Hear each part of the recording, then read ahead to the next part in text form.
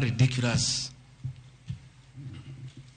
allegation that the Honorable Gachagua, Deputy President of the Republic of Kenya, has since becoming Deputy President, acquired 80 acres of land in Meru. That is false. What is true is that the Deputy President is a member of Solution Circle Limited in Meru. And for those who do not know, the Deputy President is half Meru, half Kikuyu. His mother, the late mother, Kirigo Gachagua, was born in Meru in a place called Katheri, and thereafter settled in Kiberesha. Deputy President Rigathi Gachagua sometimes is a lonely man. His father is dead, his mother is dead. His brother, Derito Gachagua, the governor, died of pancreatic cancer. His brother, Dr. Fred Wachira Gachagua, died because of alcohol. His other brother, Jackson Riani, died because of alcohol. His sisters are married. So when he goes home, many times he's lonely.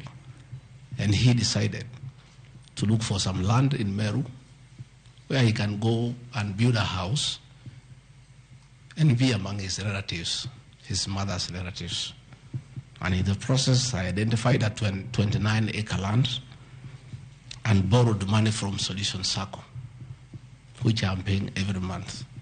We'll give you documents to show you that this is 29 acres, not 80 acres, that I have bought from a loan that I have taken as a member of Solution Circle in Meru, the land of my mother, and which I call home.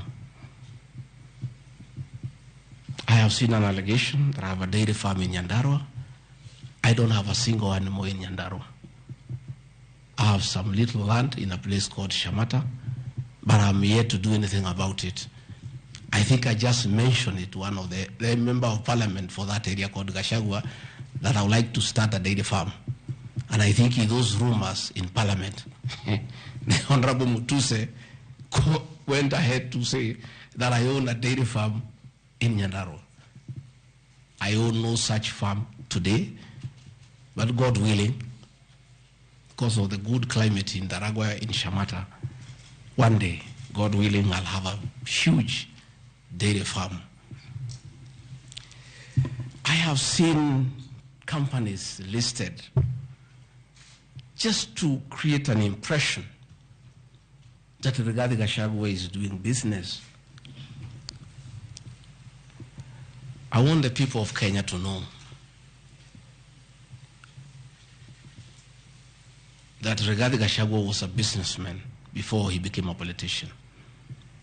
And he had a life, and that life is part of his history. So getting companies that were associated with him 15 years ago, 13 years ago, 10 years ago, and publishing them, it's just being mischievous. My life did not start as deputy president. I left university in 1989 and served the public for 15 years, up to the year 2002. I left for the private sector for another 15 years. In those 15 years, I was a very astute businessman. And luckily for me, maybe of you are not that lucky, it was during the Kibaki era when things were working. The economy was strong, business environment was right, and there was room to make money. And I made money that time. Those are old companies, and they are not trading. And when I became deputy president, a few companies that owned properties, I transferred to my children, and I told them to continue doing business and not to do business with the government because I don't want conflict of interest.